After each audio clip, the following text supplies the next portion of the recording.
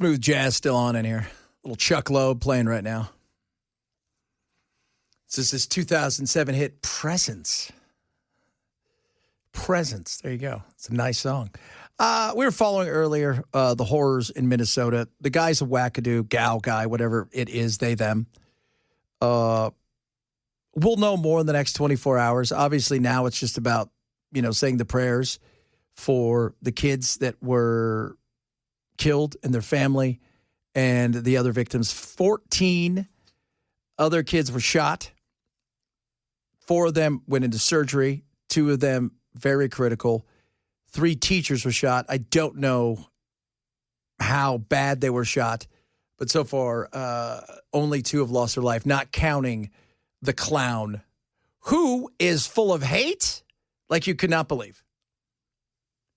And the manifesto's out there. Don't use the name. Lost his mind. I'm still, hopefully by tomorrow, there'll be some sort of information that isn't, this person's trans. Okay, yes, trans, wacky, crazy, full of hate. By the way, hated capitalism as well. Hated BlackRock. Lots of hate BlackRock everywhere. But there's a bunch of stuff out there, and this is a conversation that needs to be had. Also about the family and the friends. Nobody knew this was going to happen. Nobody knew this guy could twist off at any moment.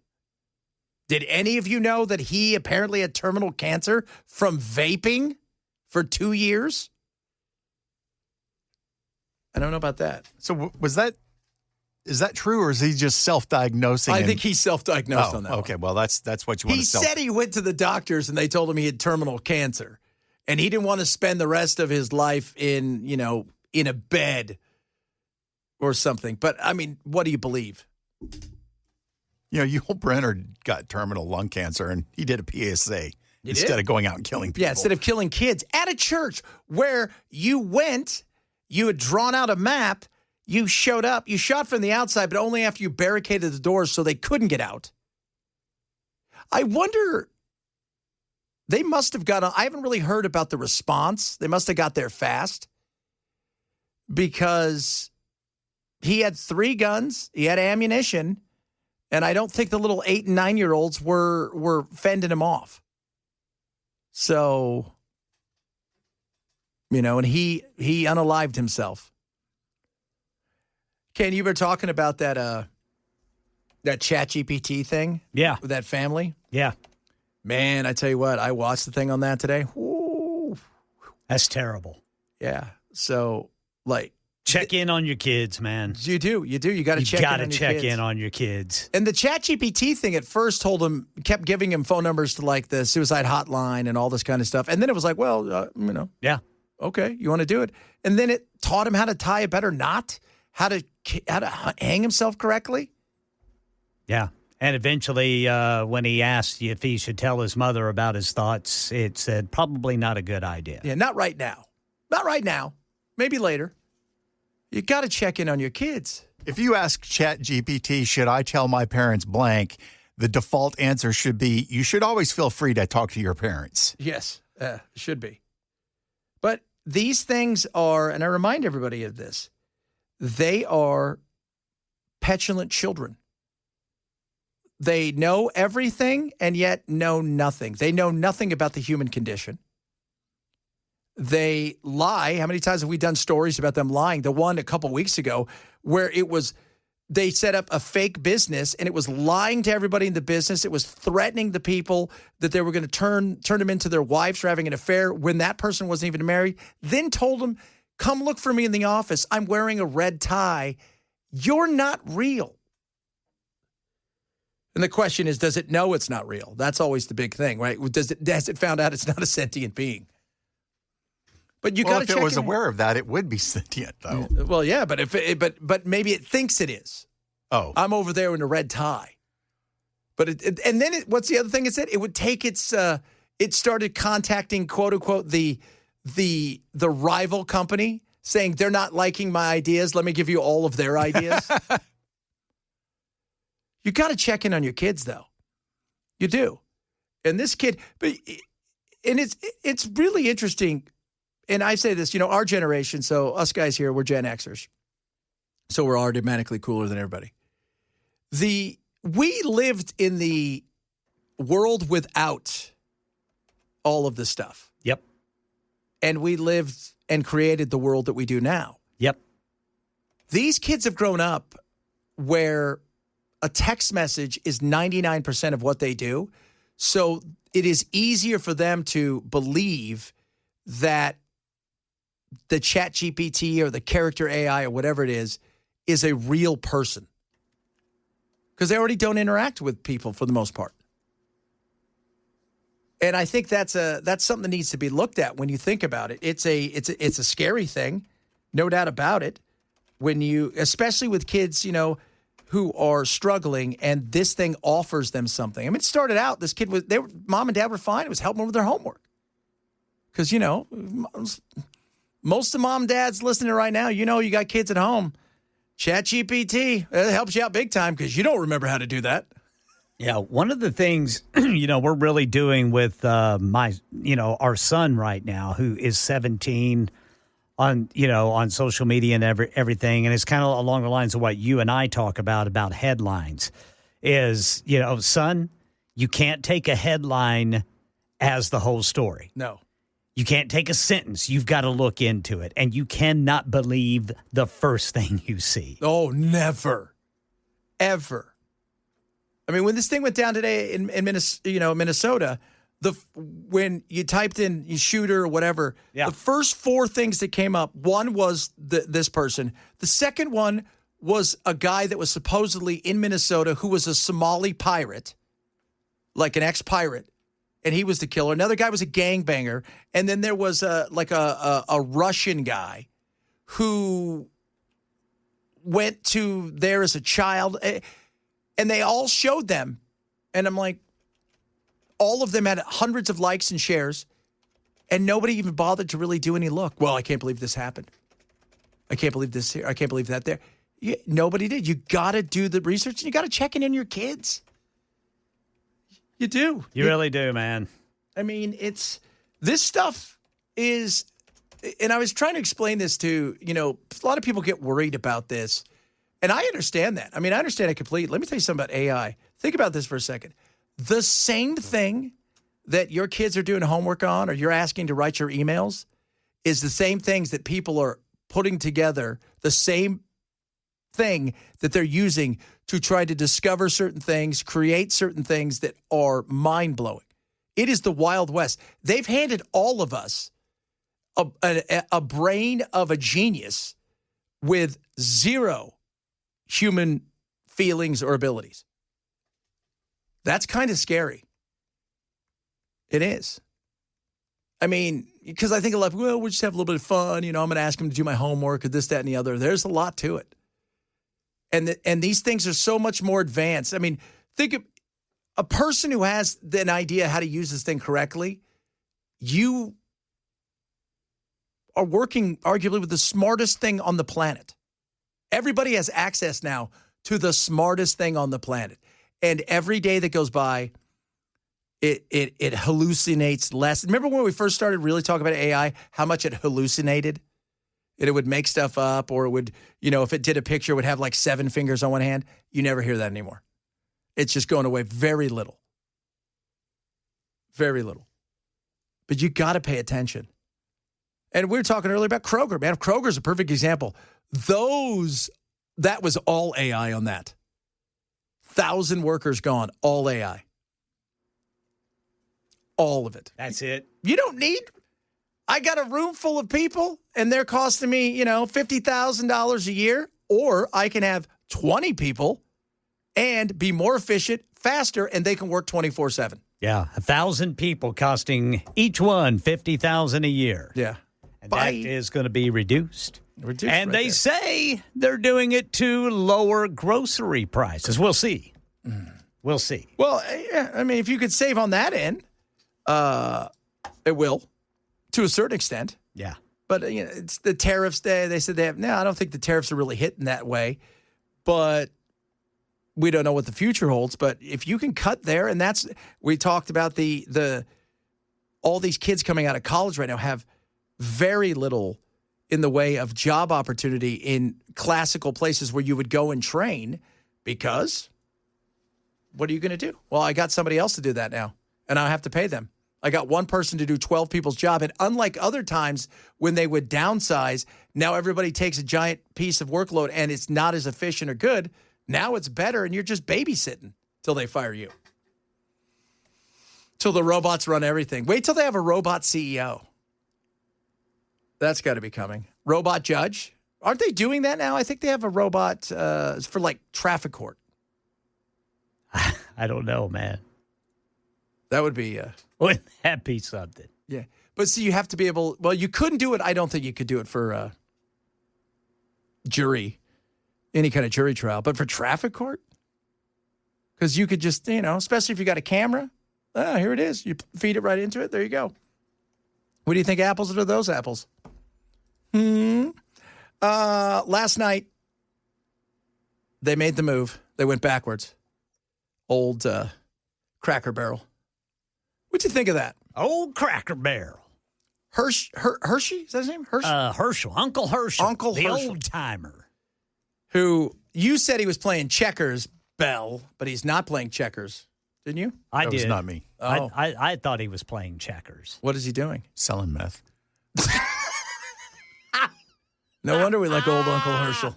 He's offering cigarettes to kids. That's right. That's who he is. Uncle Touchy McFeely over there. So, it's back in the day. You guys want a pipe? It's old times. It was the way that Trump went about it, it became something and they went back to it and they got a lot of press and he was right. They should have probably held a news conference. The funny thing is, one of the things they talked about is they went to what? A young group that was hip in marketing, and what they wanted was to try to bring the young in. The young don't care about grandma's pancakes. So what they did was, let's just sterilize it. We'll make it something like we like a disco with pancakes. And that didn't work. What you needed to do was go, all right, they were saying all the buzzwords. I got a better idea. We're going to take that, some of the stuff they're doing, but instead of changing us this way, because it's about comfort food, that's one of those places where you want to know every time you order chicken fried steak, it tastes like chicken fried steak the way it's always been. Yeah. You don't want to get surprised because they're giving you avocado toast. Weirdos. So just butter and jelly. That's right. And that's all. It. Country and Western, nothing else. But what you want, and I don't want 95 different syrups, okay? None of that stuff.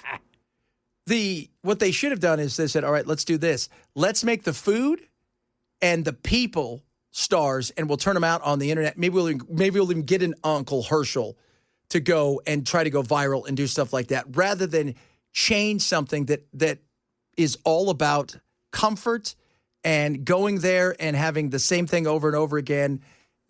We expect that this time of year it's going to start looking like Halloween inside of there. And Yeah. you're going to have the candles burning and all that stuff. And then it's going to look like Thanksgiving and then Christmas. And that's what people want, not a museum for you hipsters. They could have, in a commercial, they could have Uncle Herschel pulling up on one of those Lime scooters. Like they've done with KFC, right? They've tried to make him hip. Yes. Make Uncle Herschel, make him ripped and yoke, and he'll wear the overalls with no shirt. Right? Just walk on up. It's like, you guys want chicken fried steak? Or you want meth? Or if you want the word of the special, you'll get both. Create characters, and incentivize the people inside of the restaurant to use TikTok to do those kind of things, rather than try to do something that was always going to fail. And you went New Coke, and immediately you're like, this isn't working. That's a good analogy. Don't go New Coke. Don't go New Coke. Coming up, more White Girl Wednesday. Oh, we got to learn, boys. We got to learn, kids. We got to learn. We're going to learn more, this time about America. Okay, so be prepared for that. Chad Benson Show, we talk 997. Every single Wednesday, we come together and we really learn, because we have to, right? You have to improve, right? Part of progress is admitting how horrible everything and everyone is. That you can't start healing unless you admit that to yourself, whether it's who you are or what country you're from. Case in point, another white woman talking about America. Here's the thing. You're not a failure. You're just American. You're not a failure.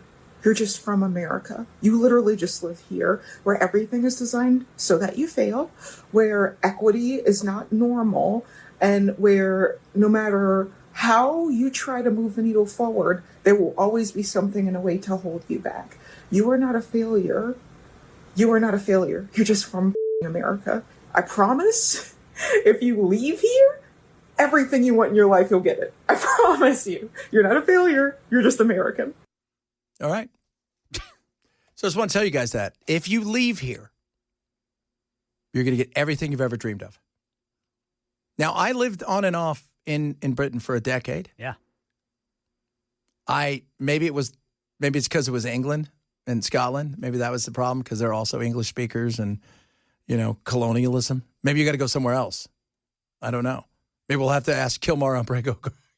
Yeah. Hey, you get everything you wanted in Uganda? Yeah. What's the price for groceries over there? I don't know. I don't know. And by the way, groceries, number one thing that people care about. And I don't think people realize that last night in Iowa, there was kind of I don't say it's a bellwether, but a congressman died of pancreatic cancer, and they had a special election. And the place that the lady, the Iowan, I think her last name was Dre, she's a mom, I think she's got a business. She ran, and she stayed away from woke and crazy, and all she talked about was affordability. And she smoked it. And like you said, groceries, man, it's important. That is the number one thing, period. And if you don't believe me, last year during the election, for all the immigration talk, for all the woke stuff, Donald Trump beat Kamala Harris when it came to the economy, in particular, affordability and inflation, 83-17 he won by when they were doing the polls on the way out. Think about that for a second. That's why we always joke about the economy, stupid. Oh, it's the economy. But unless, of course, store every week. Yep. That's it. That's why when gas really gets out of control, because it's in your face every day. You drive by at least a few gas stations and you see it, and there you're like, oh no. And when you go to the grocery store, And have you ever heard from some of you guys who were like, look, I love Trump, but I haven't felt it yet at the grocery store. Right. I haven't. And no, I don't think a lot of people have. Not yet. But affordability, I mean, he could try to make it crime, right? He can try to make it a lot of different things. But if affordability is unaffordable next year, if mortgages are still out of reach for anybody, if housing is still an issue, which I still think it probably will be, that is going to be the biggest issue for the Republicans. Well, that's why he is trying to get the interest rates down. Yeah. And he's apparently willing to fire people to do it. He is willing to. He's absolutely willing to. She broke the law. We're going to fire her. What'd she do? Mortgage fraud. Okay. So you guys, you got that. Now she's suing Dr. Lisa Cook, one of the Fed governors. Now she's going to sue and try to keep her job. And I don't know where this is going to go. I think you're going to have to obviously you're going to have to prove it, because you can't just outright come out and say she broke the law and then there's nothing. Yeah. That's probably not a good thing. And it's a whistleblower on the inside that found out what she did. But it has to be for cause, according to the bylaws, of stuff she did while in the position that she was in, which this happened pre that. If indeed she did, she supposedly, I think they said she said 2 houses, one in Georgia and one somewhere else, were her main residence, so she tried to curry favor and get lower interest rates. I don't know if that's true or not, because nobody talked about it. But they put her through confirmation and nobody asked that question? You think that would have come up? Maybe. I don't know. Coming up, we got a lot of other stuff. We got your latest coming up on what happened today in Minneapolis. The latest on the shooter who is no longer here, rotting in hell. We'll talk a little bit about that. A bunch of other stuff straight ahead. Chad Benson Show, Super Talk 997.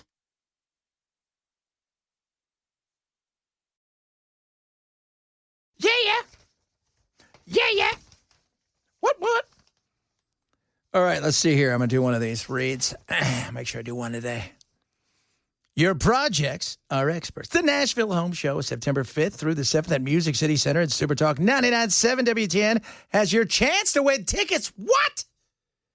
3 days only for great deals, new ideas, and practical advice with trusted local experts to make your dream home a reality.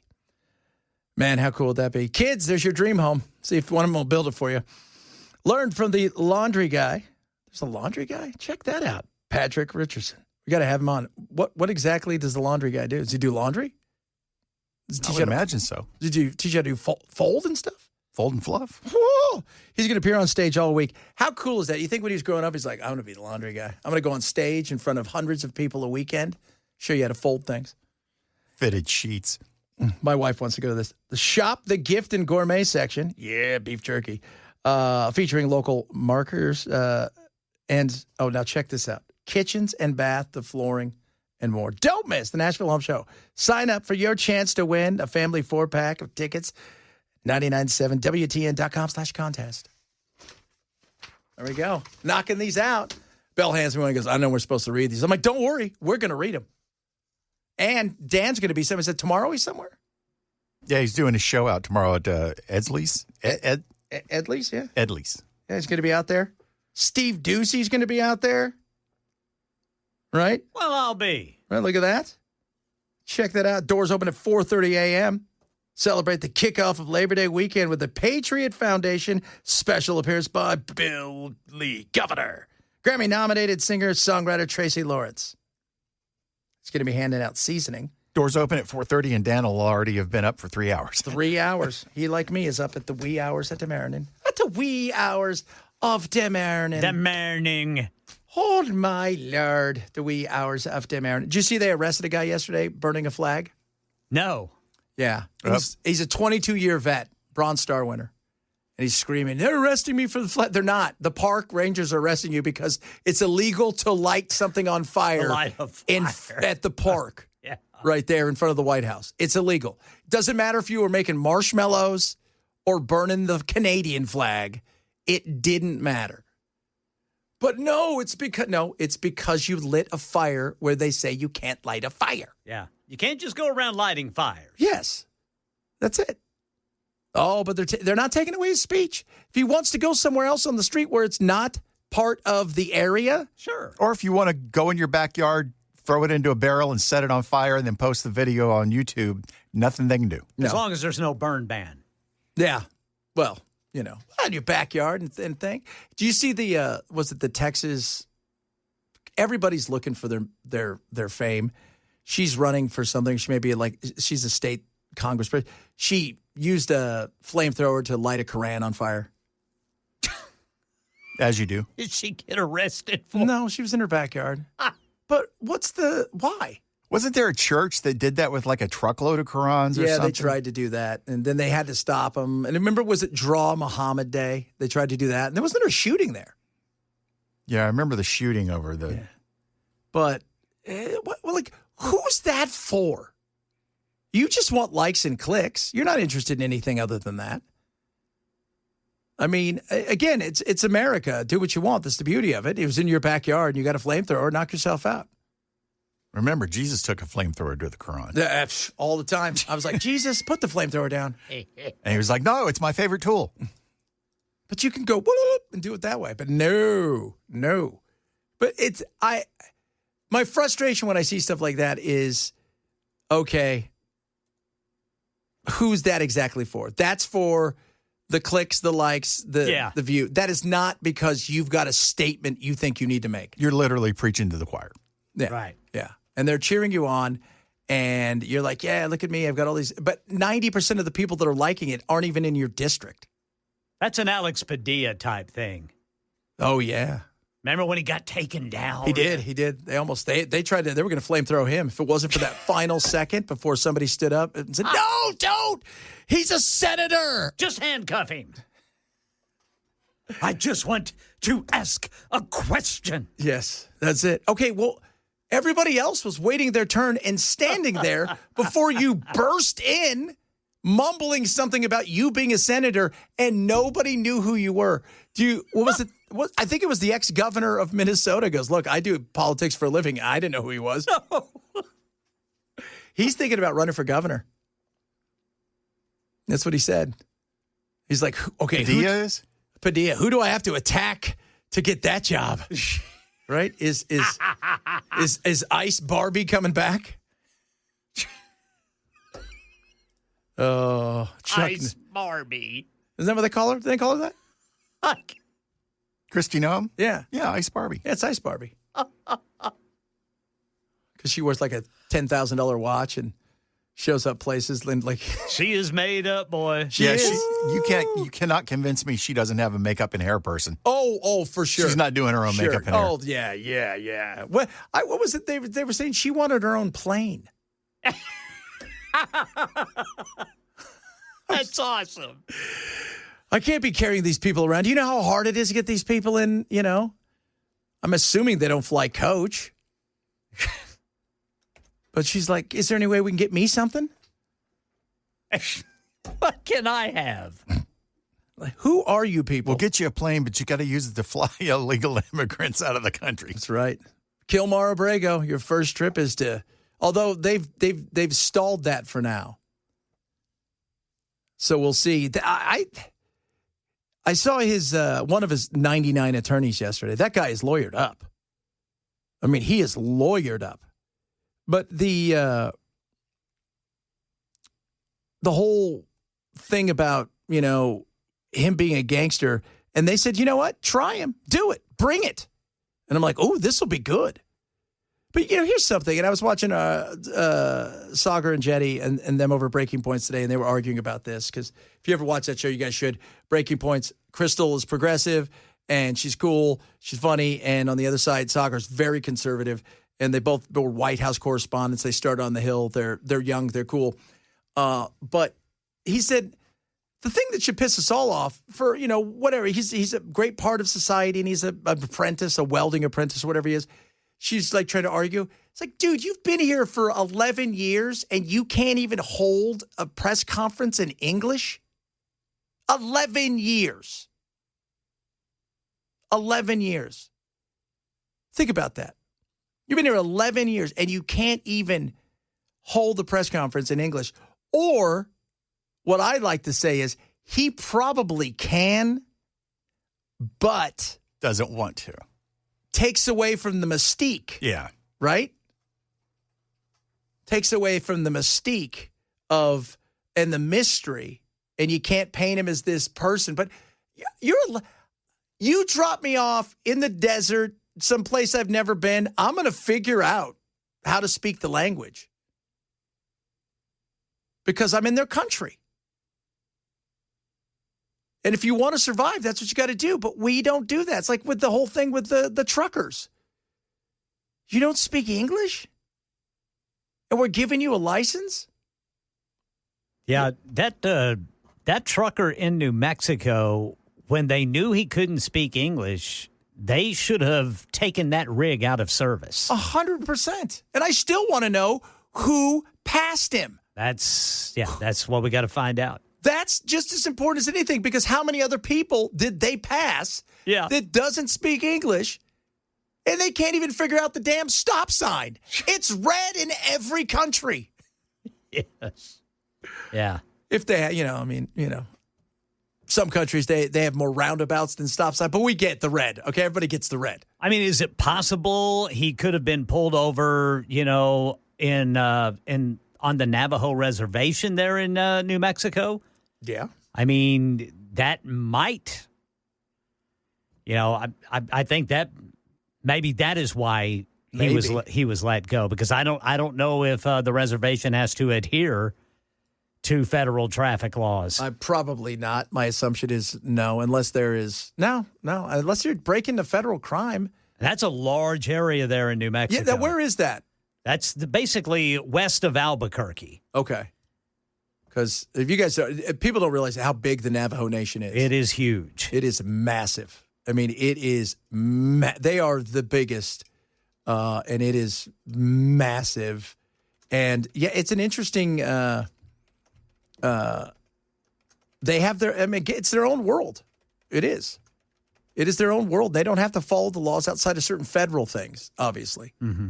But it is a massive 27,000 square miles. That's a big place. And it covers basically parts of Utah, Arizona, Colorado, and New Mexico. Yeah, the Arizona part. I've been up there. That's a huge part of it. It is a huge part of it. I knew this guy was cool. I knew this guy. His wife, so he wasn't Navajo. He was, I forgot what he was. He might have been a Tohono Ona, but she was Navajo. Her family still hated him because he wasn't Navajo. Wow. I'm like, well, they hold grudges. He goes, right? Yeah. We're not even like a really big tribe. Yeah, the Navajo Nation, though, they're big. It's a massive thing. And they do have their own set of rules. And if they did pull him over there, they're not looking to find out. They're just probably telling him, hey, dude, you got your license. Just slow down. Yeah. Just slow down. But even if they pulled him over in an area that wasn't that, how much are they really looking? They may just look to see in the back, okay, he's got his license. It's still valid. He's not carrying anything that's dangerous. Right. Slow down, dude. Yeah. That's it. Because he did have a license that he apparently got from California and Washington. Just amazing. Just amazing. Coming up, we got the welcome mat. I see him walking around out there. He's going to come on in here. We're going to welcome him in as we do each and every day. We're going to wrap up the show straight ahead. Chad Benson Show, Super Talk 997.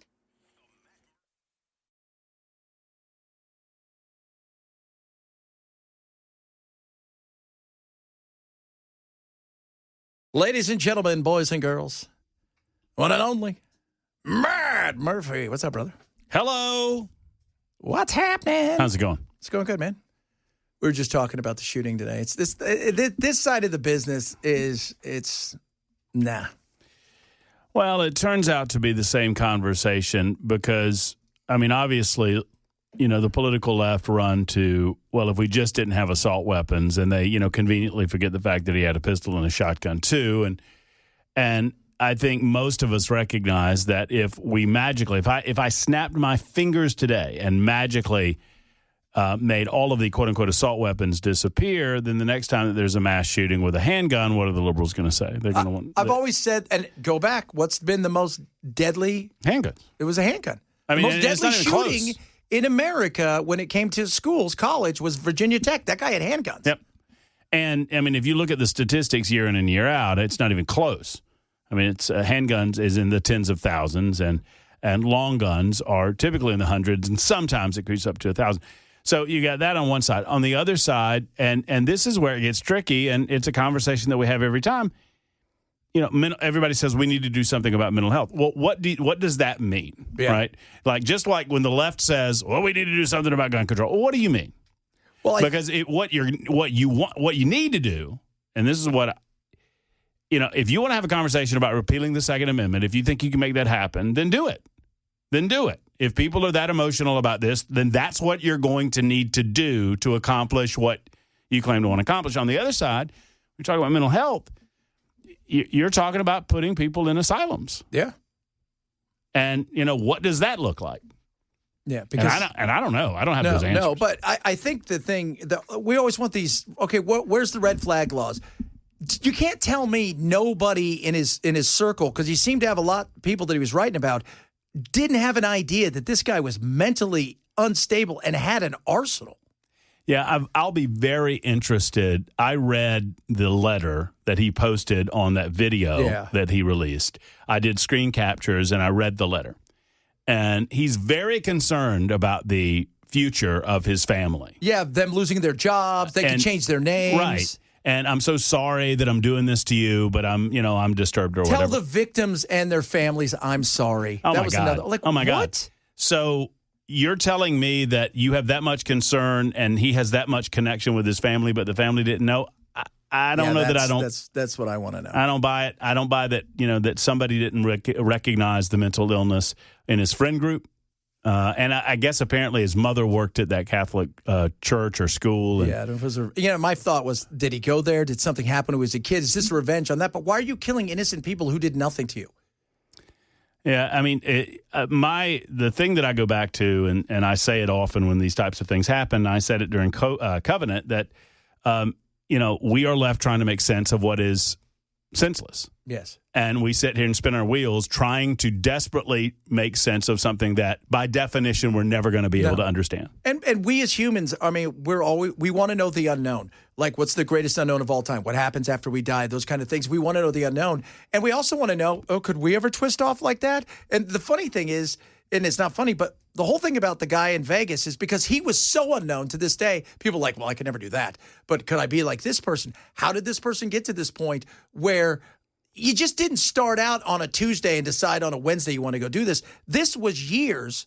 How did nobody know? Well, and typically these types of people, and, I'll go into the motivation, and at 3:30 today we'll have Brink Fiddler on from Defense Systems, and he'll talk about the mechanism behind what they do and how to fortify some of these situations. But you want to try to understand, warped though they may be, what led them to that point, right? And, this guy left a lot. Yes. There's a huge trail. I mean, just look at the weapons themselves, the guns themselves, and all of the messaging on the guns. I mean, he hated everybody. Everybody. The weird thing about the Las Vegas guys, he left nothing. Nothing. Zero. At least according to the authorities. There was nothing about, no social media footprint, no anything. Yeah. Outside of his girlfriend who he sent home a few days before, he had money. It wasn't like it was just an odd thing. But we want to know. That's the human nature in us, is to figure something out. But we also see patterns. And the pattern, here, and I'm not even just talking about the transgender thing, which is obviously a serious issue we need to talk about, but the fact that you've got somebody that it was obviously full of hate for themselves and for the world, and seemed to have a friend group and a family structure, and not one person seems to have said anything to anybody where there was, hey, we need to go take these guns away from this guy. Right. And, I don't know if it's come out. I've not seen it, whether those were, I assume they were legally owned. He was in his 20s. Yeah. And we're seeing that he doesn't have really a criminal history. So we're going to go over all of that, as depressing as it may be. We'll talk to Matt Van Epps today. He's a candidate for the 7th Congressional District. He's stopping by the studio. Is he mad because the polling wasn't good? Or? I don't know. We're going to find out. I mean, the guy that was in first place was mad, and so we'll find out. Not first place enough. Right. So we'll find out if the guy in fourth place is upset. I mean, that's what I said. I said that last night. I was like, if anybody should be upset, it should be Van Epps. Yeah. Because he's got a gripe. What? I don't. Anyway, so we'll talk to Van Epps at 4 o'clock and look forward to all of that. All right, guys. You guys have a good one. We'll do it again tomorrow. We got you over the hub.